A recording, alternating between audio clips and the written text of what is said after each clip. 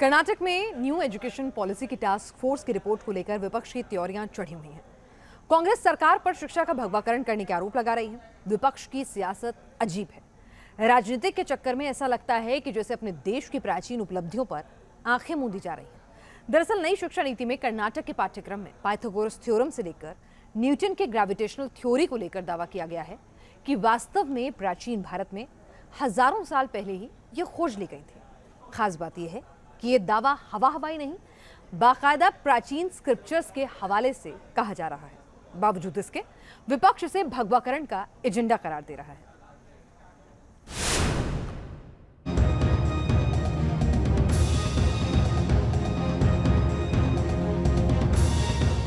National education policy को लेकर कर्नाटक में हंगामा तेज है। कांग्रेस बीजेपी पर शिक्षा के भगवाकरण का आरोप लगा रही है। कांग्रेस को ये बात चुभ रही है कि प्राचीन ग्रंथों के हवाले से स्कूली शिक्षा के पाठ्यक्रम में बदलाव क्यों।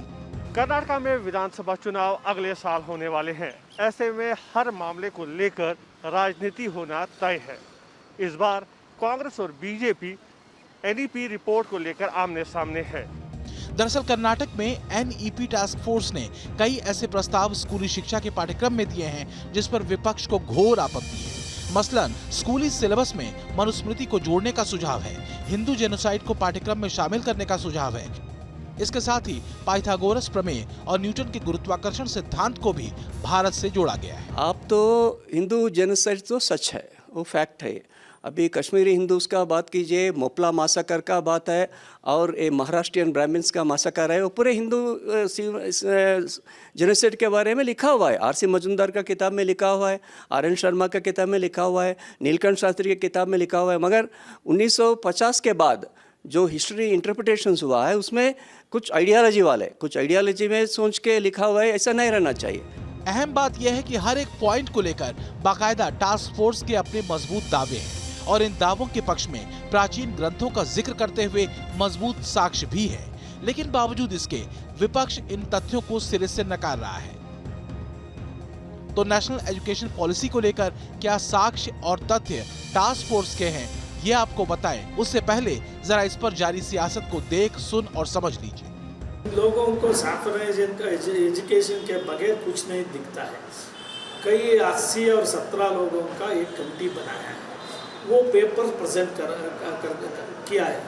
जो सब्जेक्ट को इंक्लूड करने में वो फाइनल नहीं है, उनका वह अभिप्राय वो दिया है। आखिरी अब फैसला वो दिल्ली में हो जाएगा। इसके पहले ये लोग शोर मचाकर सबको राजनीति में डुबा देगा। ये बच्चों का शिक्षण का विषय है। इसके बारे में टिप्पणी करने से पहले जिम्मेदारी से ये पॉलिटिकल पार्टीज करना है। अभी ये फाइनल नहीं हुआ है, इससे प्रीमेच्योरली स्पीकिंग अबाउट इट ये अच्छा नहीं है। ये नागपुर एजुकेशन पॉलिसी है और नागपुर एजुकेशन पॉलिसी की बुनियाद क्या है? आरएसएस के विचार है। आरएसएस का विचार क्या है? जो साइंटिफिक टेम्परमेंट है उसका गला घोट के सिर्फ वो जो पुराण है वही इतिहास है, वही साइंस है करके बोलने का उनका पहले से ये चलता आ रहा है। तो क्या कांग्रेस बिना रिपोर्ट को पढ़े और समझे शिक्षा नीति के मुद्दे को भगवाकरण के आरोपों में लपेट रही है? सियासत अपनी जगह, लेकिन सिर्फ नेति कहते नेशनल एजुकेशन पॉलिसी और टास्क फोर्स की रिपोर्ट पर सवाल नहीं उठाए जा सकते। कहीं ऐसा तो नहीं कि ब्रिटिश कालीन मानसिकता और सियासत के अंधेपन में भारत की प्राचीन ज्ञान परंपरा और उसके विद्वानों के गहरे रिसर्चों को नकारा जा रहा है? पहले जो सवाल उठा रहे हैं, मैं एक दो लोग मेरा फ्रेंड्स में उनसे पूछा, मैं आप पढ़े क्या? वो नहीं पढ़े हैं। वो बहुत ऐसे लोग हैं जो नहीं पढ़ते हैं, किताब के कवर पेज देख के रिव्यू करने वाले बहुत है आजकल। पहले पढ़ लिए आप, पढ़ने के बाद बताइए सैफराइजेशन कहाँ हुआ है? ये भारतीयकरण हुआ है, ये इंडियनाइजेशन हुआ है, इंडिक सेंटर्ड अप्रोच होना चाहिए। सच यह है कि सैकड़ों सालों में भारतीय ज्ञान परंपरा को जानबूझकर हाशिए पर डाला गया। देश के भीतर प्राचीन काल के विद्वानों के अलग अलग विषयों पर किए गए शोधों को अवैज्ञानिक करार देते हुए मॉडर्न एजुकेशन सिस्टम में इसे डाला ही नहीं गया। जरा समझिए कि कैसे देश के महान गणितज्ञों, खगोल शास्त्रियों के रिसर्च को देश के ही पाठ्यक्रम में जगह नहीं मिली। मसलन किसी सर्किल के क्षेत्रफल यानी पाई की गणना के लिए हम ग्रीक गणितज्ञों को क्रेडिट देते हैं, जबकि महान भारतीय गणितज्ञ आर्यभट्ट ने अपनी पुस्तक गणित पाद के 10वें श्लोक में पाई की वैल्यू निकालने का सूत्र दिया है। ये सूत्र है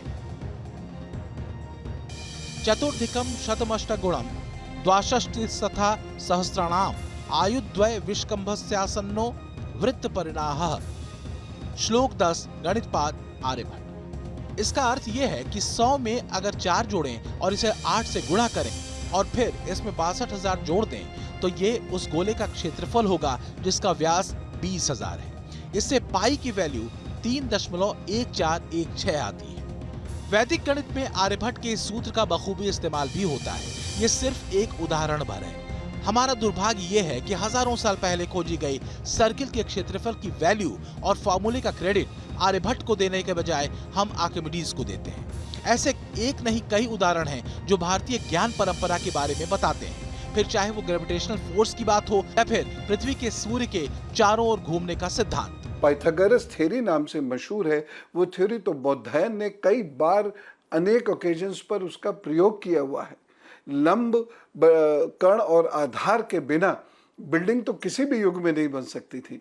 यहाँ तक कि गुफाओं के अंदर का भी जो निर्माण होता था कहीं ना कहीं इस थ्योरी का प्रयोग होता था। लेकिन 1835 में एक समय ऐसा आया जब मैकॉले को नियुक्त किया गया कि वे भारतीय ज्ञान परंपरा को तोड़ दें। केवल इस थ्योरी को नहीं बल्कि भारत में जो भी थ्योरीज थी उन सब को तोड़ना शुरू किया और उन्होंने ये बताना शुरू किया कि भारत में तो कुछ था ही नहीं। संस्कृति संस्कृताश्रिता, भारत की जो संस्कृति है उसका एक महान जो उसका एक बहुत बड़ा भंडार वो संस्कृत साहित्य में है और संस्कृत एक वैज्ञानिक भाषा है। इसीलिए नासा ने भी उसकी पुष्टि और उसको प्रमाणित किया है। तो कहीं से कोई असुविधा नहीं है। ये स्वागत योग्य कदम है। अगर लोग पढ़ते हैं तो ये देश के लिए और सभी के लिए बहुत सम्मान की बात है। सवाल यह है कि भारतीय ज्ञान परंपरा को स्कूली सिलेबस में शामिल करने में हर्ज क्या है और पेट में दर्द किसके और क्यों है।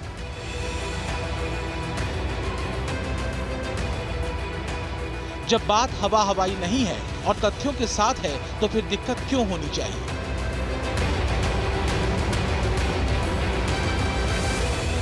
प्राचीन भारत का विज्ञान काफी समृद्ध रहा है। इसने कभी धरती को चपटी नहीं कहा बल्कि हमारे मनुष्यों ने ही सूर्य के चारों तरफ पृथ्वी के चक्कर लगाने की थ्योरी दी थी। इतना ही नहीं, जरा इस थ्योरी को भी समझिए जो अणु को लेकर के। ऋषि कणाद ने 600 ईसा पूर्व इस थ्योरी को दिया था जिसमें उन्होंने कहा था कि किसी भी पदार्थ को छोटे छोटे टुकड़ों में विभक्त किया जा सकता है, लेकिन अंत में एक सीमा के बाद पदार्थ को और अधिक छोटे टुकड़ों या कणों में विभक्त नहीं किया जा सकता। उन्होंने इसे अणु नाम दिया।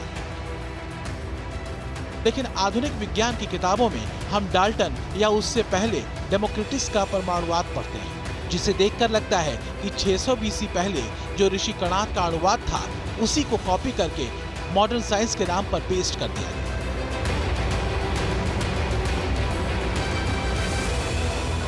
ग्रीक दार्शनिक डेमोक्रिटस भी वही बात कहता है जो उससे 300 साल पहले ऋषि कणाद ने कही। प्रकृति के विभाजन में अणु परम या अंत है। विभाजन इससे आगे नहीं किया जा सकता।